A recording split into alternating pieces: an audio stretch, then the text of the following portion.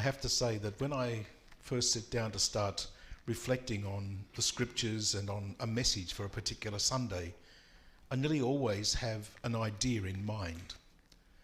But as I sat down looking at the social justice statement, Cry of the Earth and Cry of the Poor, and looking at the readings for today and reflecting on them in the context of the Evangelium conference that was held at Christ the Priest yesterday,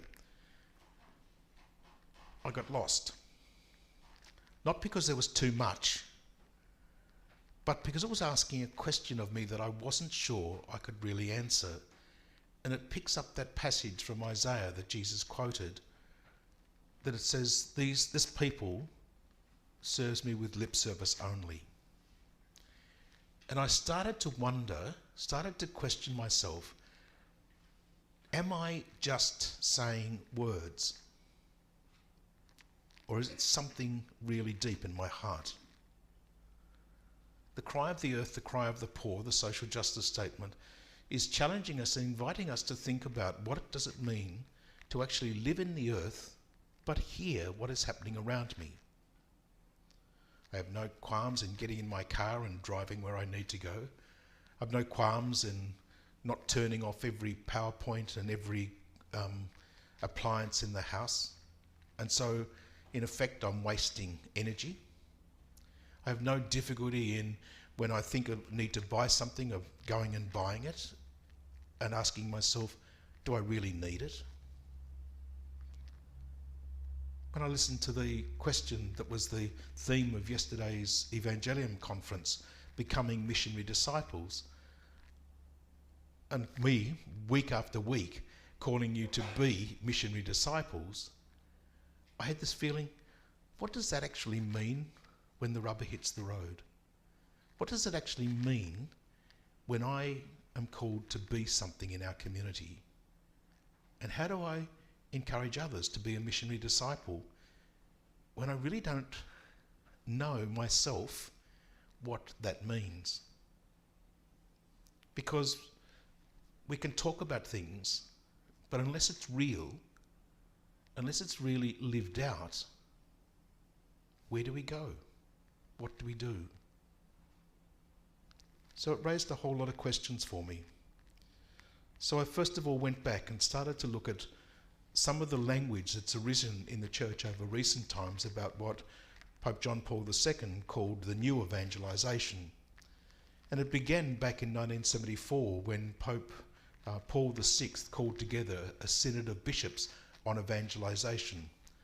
And at the end of the synod, there was a period of time where there was reflection on what had been discussed, what had been talked about. And in 1975, he released an encyclical called Evangelii Nuntiandi. And in that, he spoke about what it meant to be a new group of people. He said to them, evangelization was not limited to proclamation and catechesis. So that's telling people and teaching people. It was also involved in getting a regeneration of cultures and the creation of a civilization of love. And so he was telling them that they had to change how they were doing things. It wasn't just good enough to talk about it. There had to be a new understanding, a new way of living. John Paul II went further, and he called in his encyclical Redemptoris Missio, that was released 15 years later, that the church was now living in an ever-changing world, but it had to centre its life on Christ. He quoted from John 14:6. He said, "No one can come to the Father except through me." So he's inviting us to go back and say, how well do I know the story of Jesus? How well do I sit in the presence of God to hear what God is saying to me and know that he is calling me to come to the Father, but I can only come to the Father through him? A few years earlier, Pope John Paul II had been to Puebla in Latin America, and he spoke to the bishops there, And this is what he said to them in a plea for them to listen. We cry out once more, respect the human being who is the image of God. Evangelize so that this awareness may become a reality. And then he made this really clear statement, which I suspect was one of the key planks of his pontificate. He said, so that the Lord may transform hearts and humanize political and economic systems, but with human beings as the starting point. One of the things that Pope John Paul II said as he talked about evangelization, it had to be a change of culture as well as a change of economic systems. And he was telling us that the world doesn't exist in isolation, that the two live together. And Pope Francis has been emphatic about that as he speaks about the earth as our common home. In his encyclical Laudato Si, he speaks powerfully of what it means to live in the world and to be aware of what's going on. So this question about lip service started to really come to me, and I was being challenged as I was thinking and reflecting and writing about how we become a people that really makes that real. We've got that passage from the Old Testament, from Moses giving the people the law. And he says that the law is given so that you may have life and may enter and take possession of the land that the God of our fathers has given us. And he tells them that that's going to be the way they go about life. But then he says something which none of us really ever take completely to heart, because we change it, and I'll explain that in a second.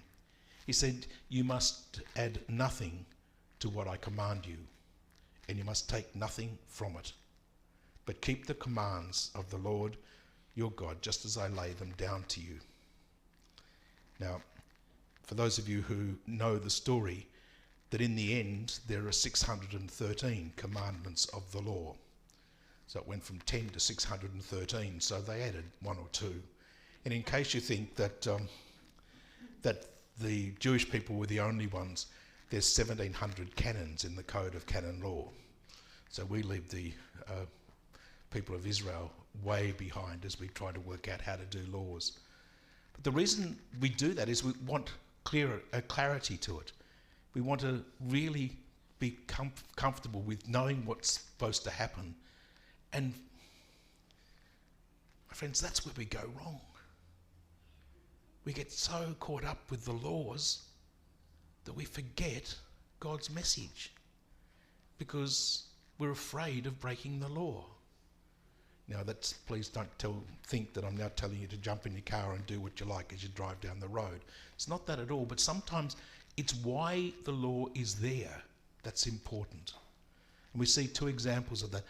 James, in his letter, says to the people, pure unspoilt religion is this, is coming to the aid of widows and orphans when they need it, and keeping yourself uncontaminated from the rest of the world. So live as God's people and care for others.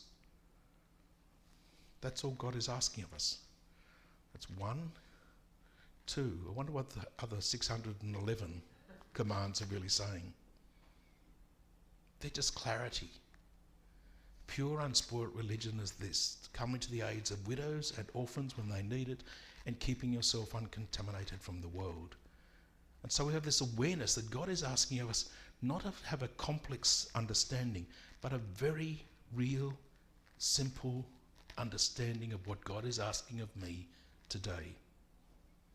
And so in the encyclical, the social justice statement, the bishops encourage us, communities and organisations, to first of all listen to the First Nations, to strive to understand how they live amidst the world in which we live, how they have lived amongst us so that they can give us an understanding of what it means to be part of the society, part of the earth of which they're a part. It invites us to reflect on the reflections and some of the ideas, the theological ideas that Pope Francis has given us in Laudato Si. And there's a very strong emphasis in the statement about the Laudato Si goals, which over the next 7 years are inviting us to do something very different about how we manage the earth and how we manage our lives. And then finally, to plan steps so that we might actually make some of those goals a reality, both in our own communities but also in our own lives. Because we see what happens when people get it wrong, where the scribes and Pharisees can come to Jesus and say they didn't wash their hands. And Jesus is saying, that's not what it's about. I remember reading a story many years ago of some of the Jewish people who were executed in the concentration camps during World War II. There were quite a number of them who actually died through dehydration. And the reason they died from dehydration was that they got so little water each day that by the time they washed themselves before they ate, there was no water to drink. The law was so important that they lost sight of life. That was an extreme, it's a sad extreme. But it's a reminder to us that paying lip service to what the law says is not what God asks. God is inviting us to look in a whole different way. But it has to be more than words. And that goes back to my thoughts at the very beginning as I prepared this reflection today. Are my words just words?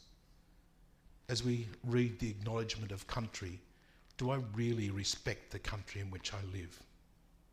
As I said before, I do simple things that don't really respect the resources and use resources as well as I could.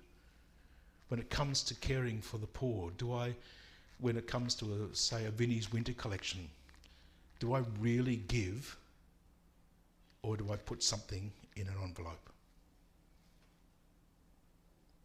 Do I go and buy something I don't really need and not really feel or can be concerned about those who are in need? There are lots of challenges for us, and the scriptures this weekend go back to that reflection from James, that pure unspoilt religion is coming to the aid of widows and orphans and keeping yourself uncontaminated from the world. It's reminding us that we can't live in the world and just expect everything to be okay. Now, as I said, that's not an easy answer. It's not a simple solution, but it's a challenge to us. And as we live and as we pray through our story of life, we're invited to recognise that there is so much more that we have to be involved in if we're truly hearing the gospel message. So today I'd just like us to remember, in a moment we're going to pray the plenary prayer for the plenary council. It says, give us ears to listen humbly to each other and a discerning heart to hear what the Lord is saying. My prayer is that we too will really pray that prayer and hear what God is asking of us today, that we may respond to the gospel and make a difference in our world.